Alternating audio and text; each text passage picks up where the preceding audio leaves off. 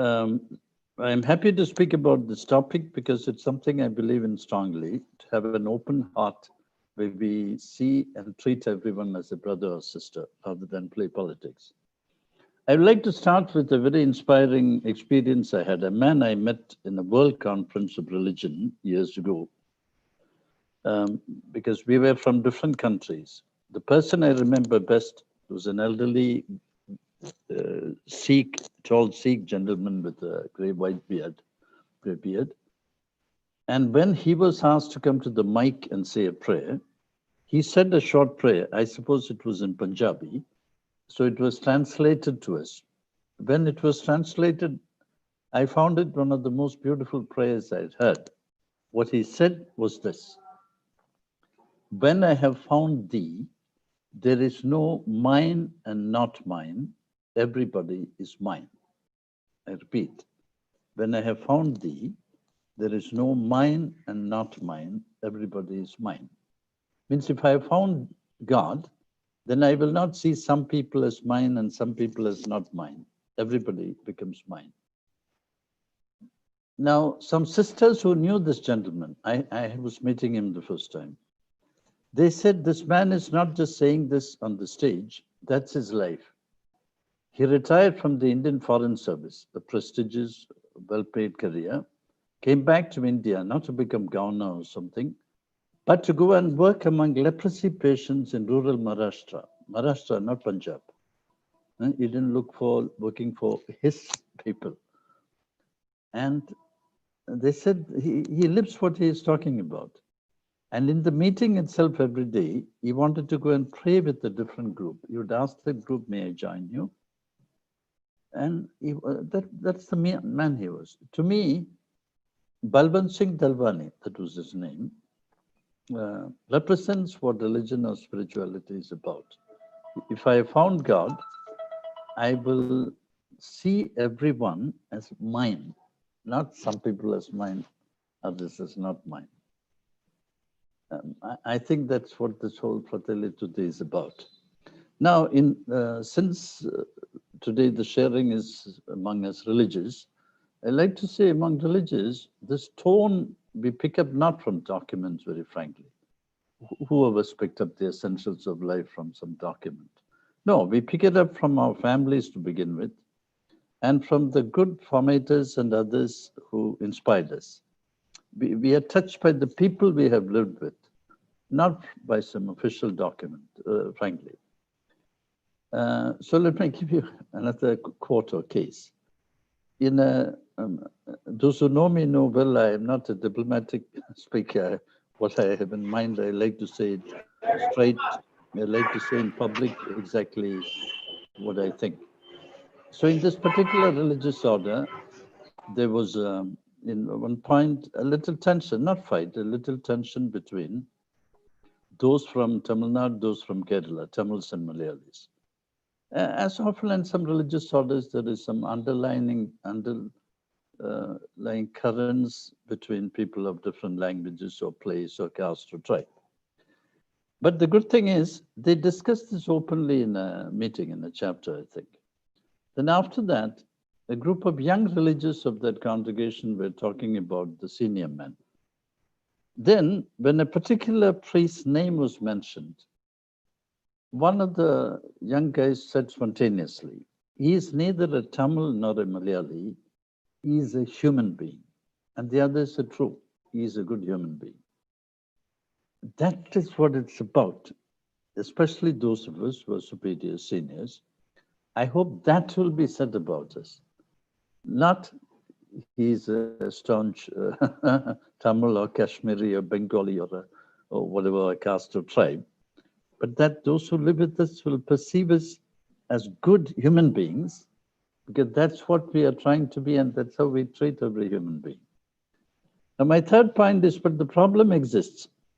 With the Paul Dutch, whom I know well, we are friends for years. I guided his doctoral thesis on multiculturalism. In fact, it's the biggest study we have in the church in India on multiculturalism, Paul Dutch's doctorate, with a large sample. He's a good research scholar. I know he did a good job with over 600 responses, very detailed responses coming in. And we found there were three main findings in the doctoral thesis. One, that a number of religions were unwilling to live in community with others. By others, this search was done in several dioceses of Tamil Nadu. The others in that context meant those from a different language group or caste. Second, but we found also they had happy, good memories of multicultural communities. Not that people were suffering because they came from different backgrounds. And third finding is they all said, but this is against the Gospels and we should not give in to this. In fact, some even suggested that at the profession we should make a vow not to give in to this kind of divisive tendencies. See, all of us are influenced by our setting, family, cultures we come from, influenced. But whether it defines us is a choice we make. A map I saw 2 days ago, someone who goes back to analyze the physical structure of Indian villages. They showed the map. This was a village outside Dharwar in Karnataka. And you can see clearly where each caste group has the house. The best part of the village, most fertile land, belonged to the upper caste. Then there was one area where the Brahmins lived. And the outer areas had the houses of the so-called lower caste of the Dalits. So this is a sad reality of the Indian situation, that a person grows up often in settings where people are discriminated and influenced to see the other as not our own. Now, whether we join religious life and perpetuate those, whether we become a part of the problem or part of the solution is up to us. Whether we take the gospel seriously or the gospel is just something we hear in church, but that our real concerns something else. No. So the problem is there and we need to face it. For example, if instead of India, we had been born in the US, there the issue would be racism. For white doesn't mean fair in our Indian sense. White means those of European ancestry, black means those of African ancestry. To see all as one and not be a racist is a challenge of faith. So there's a challenge of faith, whatever our situation. If the faith doesn't challenge us and make us better people, it's no use, I'm saying. Because religion is a powerful force. It can be used to teach people to love or to hate, to bring people together or to divide. So this challenge, the problem exists. And if it's a religious community, I firmly believe the tone is set by superiors and seniors, not by the juniors or students.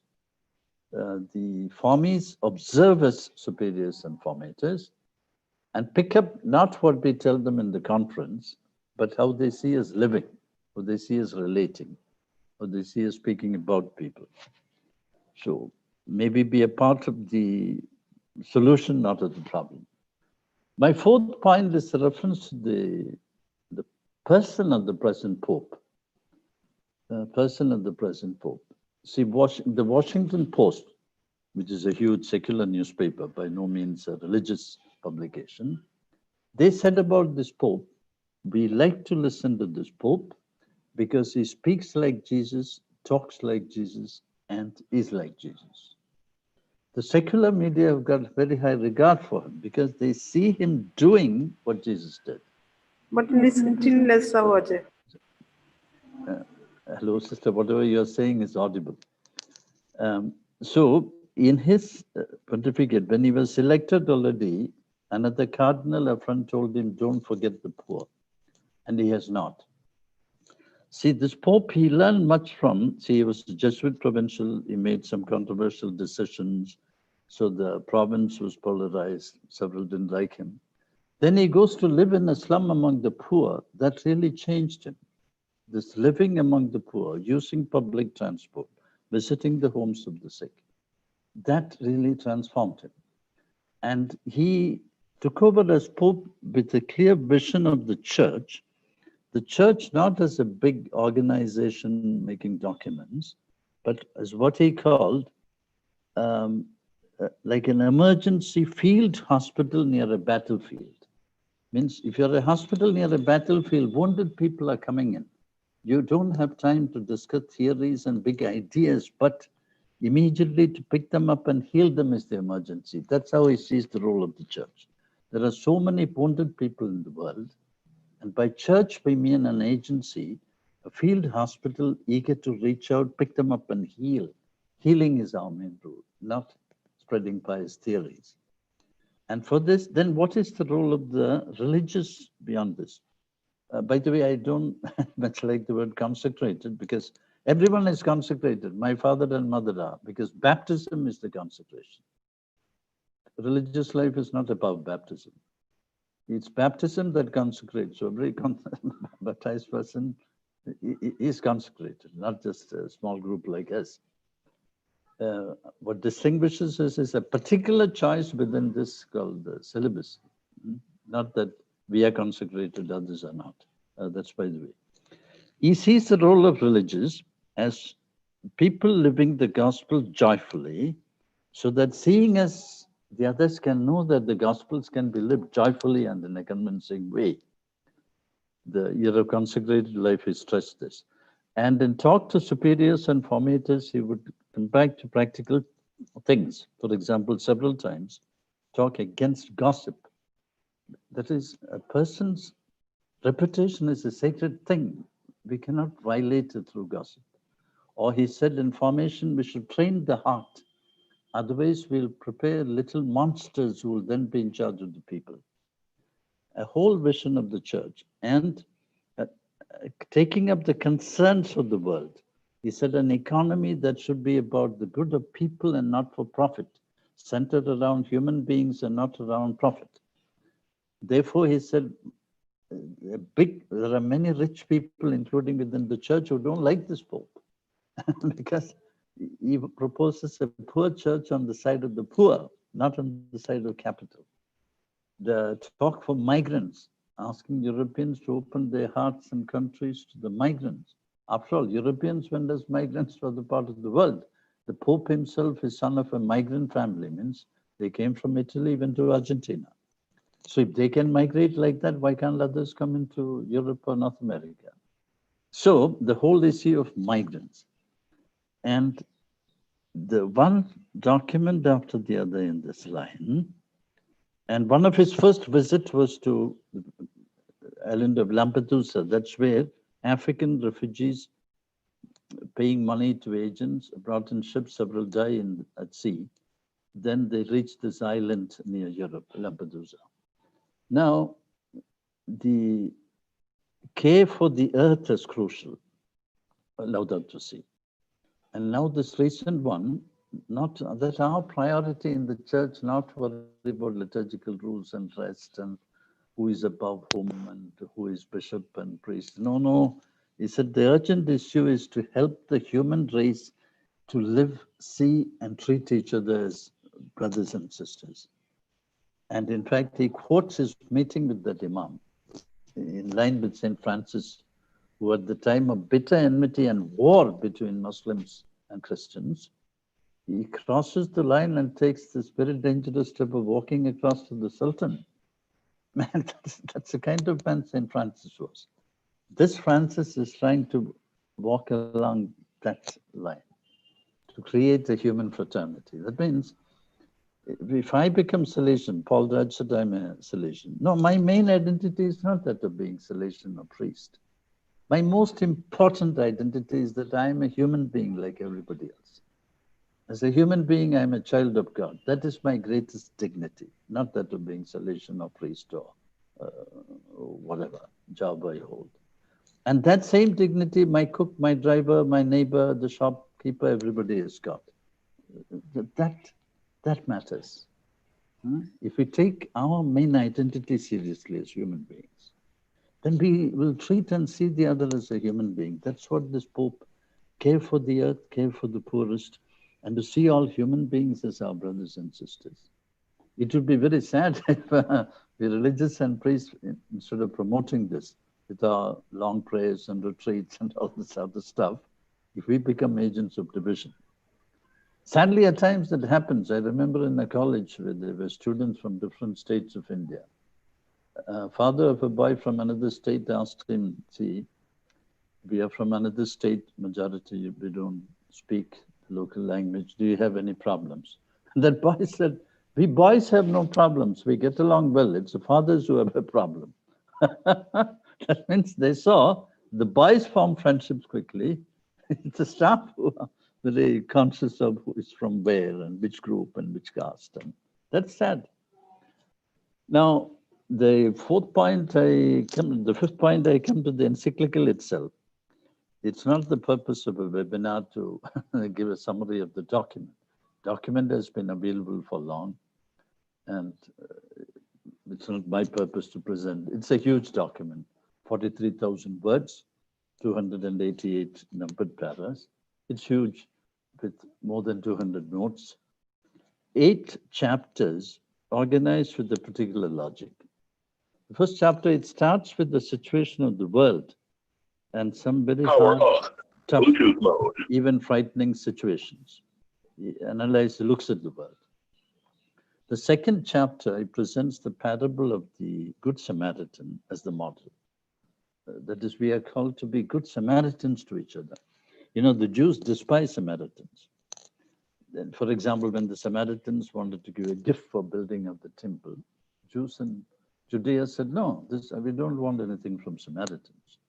So Jesus made a person from that group as the hero. That's, which many Jews may not have liked. So we can today, like the other day, I remember a brother from Hyderabad told me about floods in Hyderabad. And he asked me, do you know who are the most engaged in helping out after the floods? I said, no, who? He said for the Jew, the Muslims. He said there are 3,000 of them, youngsters, cleaning up the streets today. So, Good Samaritan means we can learn from any good person anywhere. So, second chapter is that. Then the other 6 chapters, he presents a vision of how we can build up this world. There are things about the need of a politics based on charity. As I said, I have the points here, but I think webinar is not the best place to explain. We cannot have a board and all this. Besides, you have chances to get the document and read and study. That's what we should do. And very practical points, like both the Pope and the UN has been talking against war. The Pope says if all the money spent on weapons were used to create a fund to alleviate hunger, how much better it would be for the world. The talk against war, or the talk against capital punishment.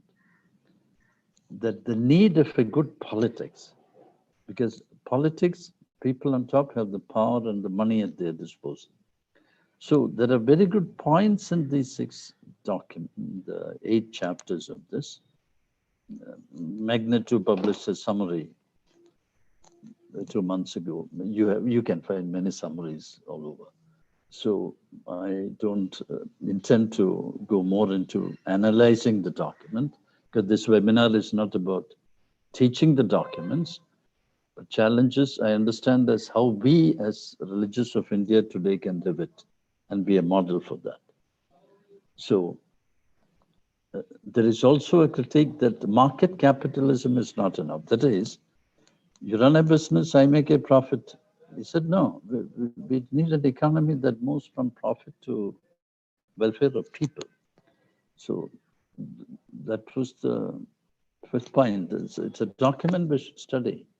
And it's a document we can discuss with our teachers of other religions, etc.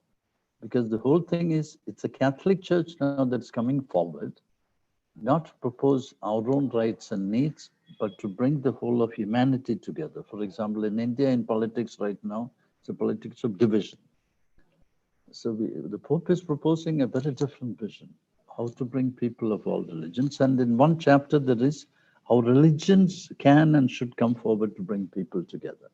Because religions have been, and sadly, can be and have been used as agents of division, not always as agents of unity. That's a sad fact. So there's much material in this 43,000 word document. My sixth point is, since about challenges and proposals, I like practical examples. I learn more from examples than from theory. I like to give a few examples of how we can overcome cultural or other narrowness and see ourselves and others as true human beings, as this document is teaching. Here's one example. Years ago, when I was in a train in Andhra Pradesh, I happened to be sitting next to a young European. We got chatting. When he found I was a priest, he told me, Reverend, I'm a Christian. I forgot which church he belonged to. He came from Wales. He said, I'm a Christian, we are Christians, but my family, we are racists. Means we were not mixed with anybody who's not a European, not white. He said, that's my background. For instance, he said, one Sunday, the pastor asked us to turn around and greet the people next to us. My father turned around and found that the family in the next pew, they were West Indians, not Europeans, means skin was black, not white. My father refused to greet them. He said, this is my background. We go to church, but we are racists. But since then, I have met Jesus Christ. And now I see everyone as my brother or sister. Doesn't matter for me what a person's skin color or nationality or race or education is. He was not just saying it. When I met him, he was working as a volunteer among the Dalits of Andhra Pradesh. So this is the first point. Religious experience, if it is genuine, opens our hearts and helps us to overcome our divisive mentality, whether it's racism in Europe or caste or tribal divisions in India. If religious experience doesn't lead to this, frankly, it is fake. Because Jesus cannot ask me to love some group I define as mine and to dislike or hate somebody whom I define as outsider. That's not what Jesus taught. My second practical suggestion for this is, if through friendship lived out in community, if a religious community lives what it's supposed to be, people overcome their narrowness. But if superiors and formators are themselves caste-based or tribe-based or language-based or ritualistic, then they will poison the minds of the young. Since I prefer blunt talk here as another example. I was 18 years on the staff of Purnamali Seminary. We had students, majority from Tamil Nadu, then some from Andhra, small group from Kerala, and for some time there were several from Northeast. So a mix. So 1 year, as we know very well, both in Tamil Nadu and Andhra, the caste divisions are strong, also within the church. One day, the deacons from Andhra Pradesh, when they were leaving the seminary, they met his staff and they told us this beautiful thing. Because of what we have lived and seen in the seminary, when we go back to our dioceses, for all celebrations, we'll invite all, not just those of our caste. Because living in the seminary, we have seen that this is the way to live, because you all don't discriminate. That's how a seminary should be. But there are also seminaries, formation houses, where the formators poison the minds of the young on the lines of caste or right or language or whatever. So the responsibility is with the seniors, with superiors, with formators. That's my second thing. If I experience friendship, loving community that is genuine, I overcome that. I've also seen the opposite example. So the first one is like the Welsh young man. If religious experience is genuine, you overcome cultural narratives. Second is, if you have a lived experience, whether of individual friendship or of community, that is true openness, we overcome the poison. My third suggestion is, if we suffer for a cause, if we believe in an ideal, suffer for a cause, that means we believe in it strongly. Nelson Mandela is a great example. You and I have not gone through suffering of that kind by any stretch of imagination. Imagine a cultured, well-educated lawyer who is arrested when he is young, imprisoned, tortured, kept in isolation, comes out of jail as an old man. That means his whole life is ruined. Then his party comes to power. The white minority that had oppressed the blacks feared that there would be a bloodbath if the African majority came to power. Because the white minority has done terrible things against the blacks. You know, killing, brutalization, torture.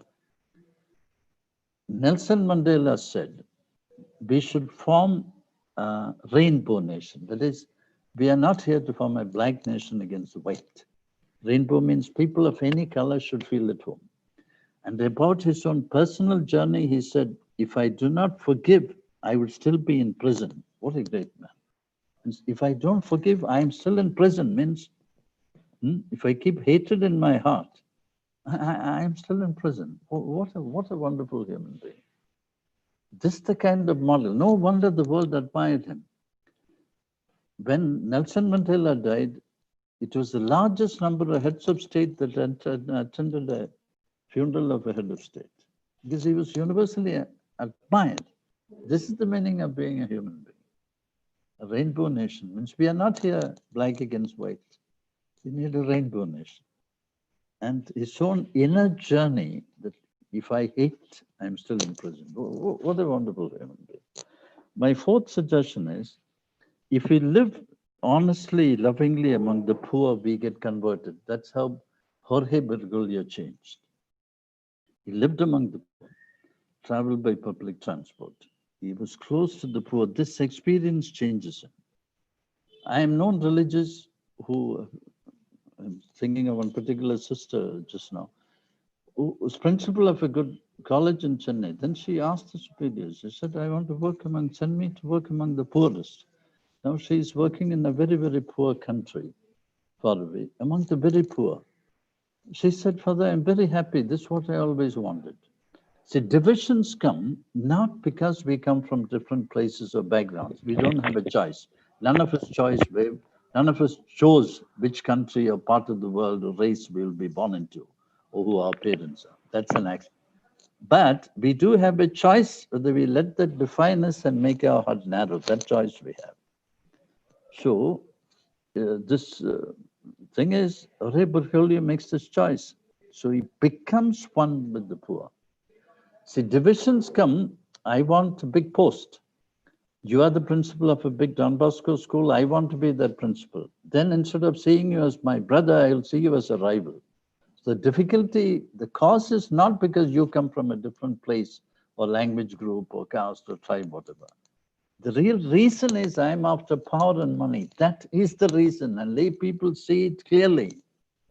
When we betray the Gospels, then what we want is not closeness to God and service of the poor, but I want position and power, because in my emptiness, in my pettiness, I think I'll be better off if I hold some big post. Then I'll see you as my rival. This is the real reason for division within the church, within religious orders. I want to be VG, I want to be bishop, I want to be principal, whatever. People see it clearly. This is no secret. We need to look at it. The world has got so many races, looks, ways of dressing, different languages. India itself is 1,652 languages. Great. All over the world, different ways of eating, different ways of dressing. Wonderful. If all of us look the same, like 1 rupee coins, it would be an extremely boring world. Thank God we are all different. That the problem is not that. The problem is when I'm after power and money. My fifth suggestion is, we run schools. The Catholic school is the most open setting. People of all religions will come to our schools more than to each other's schools. There we can open the minds and hearts of people. In fact, frankly, one big advantage we have is even those who politically make statements against us or Christians, privately they admire us, they are friendly, because they know that we have been very open. Many of them have wonderful and warm memories of the Catholic school. A friend of mine, an American, Kevin is Irish American. I'm mentioning the origin, means the family is white European origin. One day Kevin told me, Father Joe, my Catholic education has made me colorblind. I say, Kevin, I don't follow. What do you mean? What he meant is, he said, because of my Catholic schooling, the skin color of a person doesn't matter for me. And I could see that he was mixing with people of all races. That means the Catholic school helped him to see everyone as family, get beyond any racial prejudice. Wouldn't it be wonderful if those who come to Catholic school see from us sisters, brothers, fathers, how they are open, they treat everyone well. They are not poisoned, prejudice, narrow people on the basis of language and caste and tribe and all that. You step into the school, they are truly open to everyone. A Catholic school can do this wonderfully. If those of us who are the educators are people of that kind. So for me, these are the 5 ways in which we can get over narrowness and be promote real brotherhood. One is genuine religious experience of friendship or loving community. Like Nelson Mandela, suffer for a cause, but not react in bitterness, but with openness. Closeness to the poor, as Jorge Bergoglio did, and that prepared him for this type of papacy. And the last one, Catholic school. So, yes, I have a few minutes. Let me conclude. Many of who listen to me probably don't know me personally, so you're free to check with anyone who knows me well. Like 18 years means those seminarians, we live together for 7-8 years, we get to know each other very well. You can check whether what I'm saying is something I believe or practice. I've been happy living this way. I tell you very frankly, I saw this to begin with in my family. My family never tolerated any talk or something of one language against another or whatever. My brother was a naval officer and headmaster of the Sainik school in Andhra. In every state there's a Sainik school. When he was made headmaster there, each year very few got selected for NDA to become officers. In his days, so many boys got selected. Several of them, one is a rear admiral, one is a general, others are brigadiers. He would get up at 5 in the morning to coach these boys who came from different parts of Andhra, poor backgrounds, not knowing English well. They needed coaching. He would get up at 5, my sister-in-law would prepare something to eat, and he would sit there coaching them. Now, they have such veneration for him. He said, we came up because of Sir. This is our role. Wherever we are, to give ourselves heart and soul to the people, especially to the weak. If in a school, give ourselves most generously to the weakest. As I said, I saw this in my brother, a naval officer. So then we have a beautiful life. I've been happy living this way. In the seminary 18 years, I didn't know, very frankly, the caste of any brother, nor was I interested in finding out where they came from. With the result that, very frankly, wherever I go, where I have students, I feel happy to meet them. We are brothers. If I go to Bombay Solutions, I taught too many years ago, they'll say, Joe is here. We'll come together for a meal. We have a lot of fun. Same when I'm in Chennai or other parts of India. And whichever country I have been there to teach, I tell you frankly, I felt at home. So whether we feel at home or not depends mostly on us. If I look at you and I'm interested mostly in finding out where you are from, you, my language group, my caste, my tribe, that means there is something wrong with me. The problem is not outside. We can be at home everywhere if we have a heart open to all. This is my experience and I'm very happy living this way. I feel sorry for priests and religious who are up a hidden quest for power, position and money and all this. They end up lonely with no genuine friends and realize too late that they wasted their life. The very people who appear to be close to them turn against them because the one who is promoting rivalry, the so-called friends who are rivals, this is a stupid way of living, in my opinion, the big waste. It's sad when we judge with all our nice theories do this. So I feel sorry for people who are on a sacred quest for possession, power, and money, which is what divides. This Pope is proposing a whole new means gospel view of the church. Field hospital, there are people suffering, let's rush and reach out. And we religious should be the models in this, joyfully doing this. And I must say, a number of religions are like this, not all, number of us, this reaching out with love to anyone in need. That's our call. Then we will truly be happy. I'm happy in this way. For me, where you are from, which place, which tribe, which caste doesn't interest me. Uh, if you are a genuine human being, I'm interested in your friendship. I've lived that way and I'm very happy living this way. And whether that's how I live, you can check out with anyone who knows me personally. So this is what I like to wish you.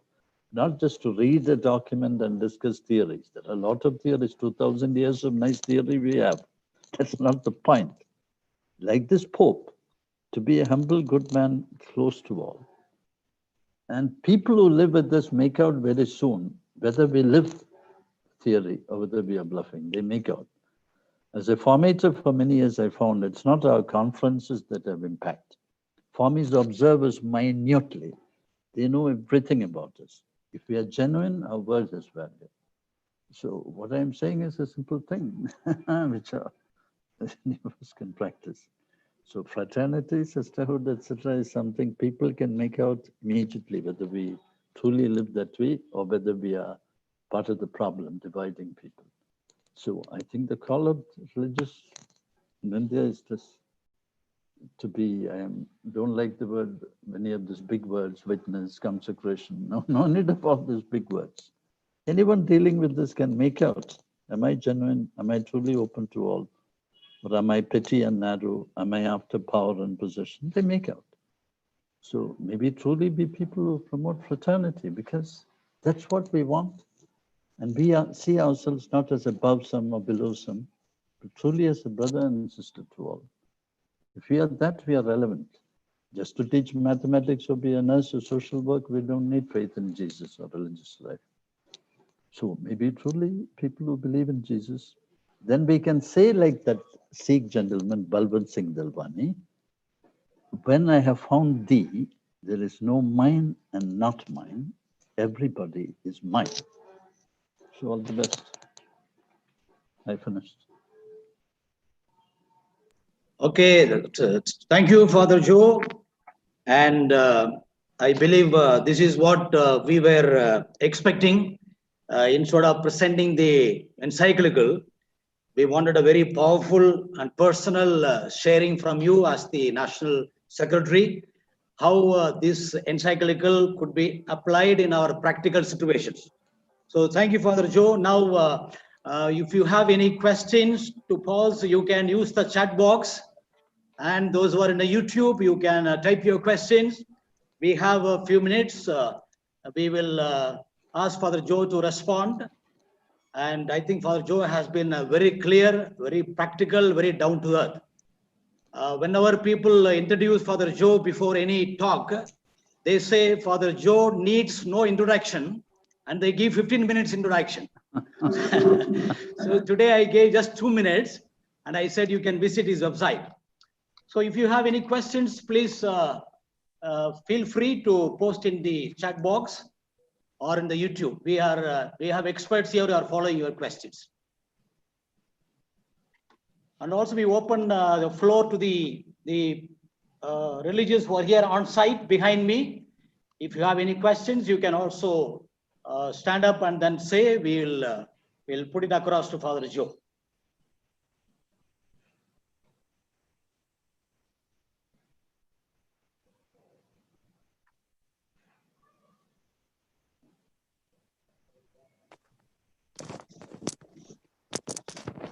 Father Joe, you know, yes, yeah?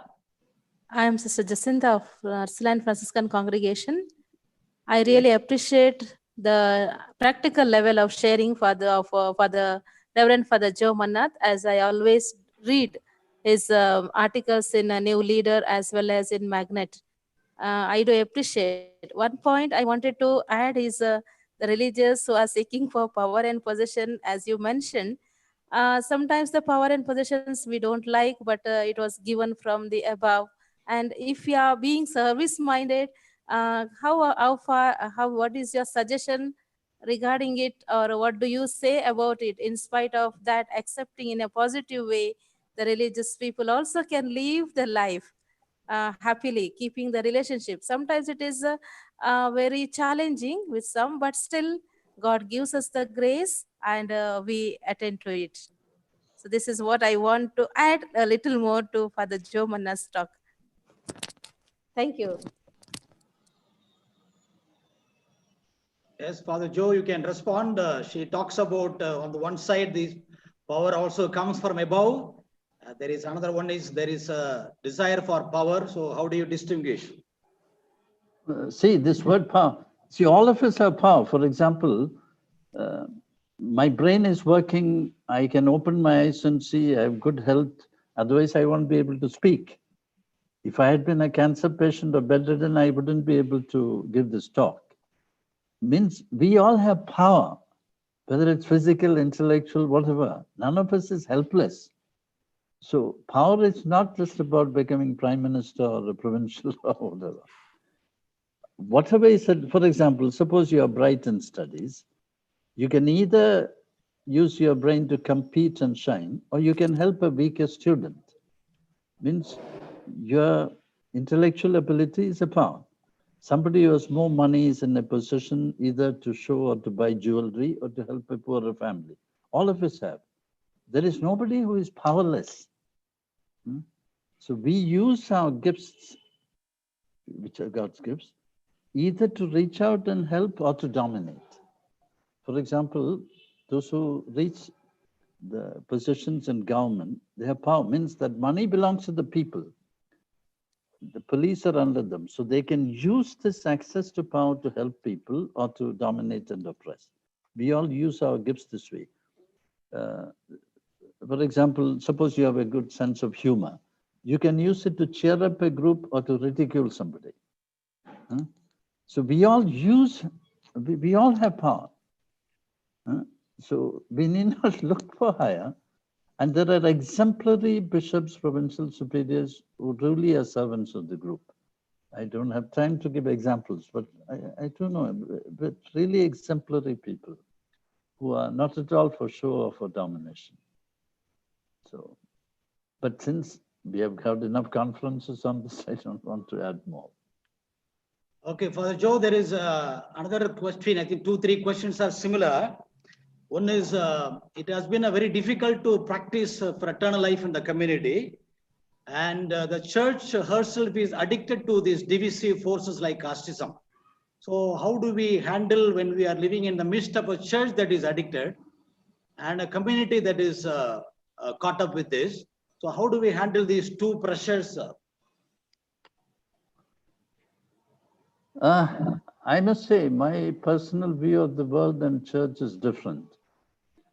See, if I open the newspaper today, it is not going to speak about the 12 million Delhi people who traveled and reached home safe. It will give the list of those who died in accidents yesterday. There may be 3-4, or the man who raped a girl. But the millions who are leading a good life won't be in the news. So what we hear about organization, society, church, media will always highlight the negative. But that doesn't mean most people in Delhi are committing those crimes. We shouldn't form our ideas about the world in general, or people, or church, from gossip or from sensational media, but from our own direct experience. If you deal with people, you find you go out, most people are friendly. Most people are not criminals or crooked. If you travel by train, most people are not thieves. We lock our suitcase because out of those 2,000 travelers, there may be 1 or 2 thieves. But it's not that all those travelers are thieves. So we shouldn't simply let the media poison our mind, think that church is all caste-minded, people are all. No.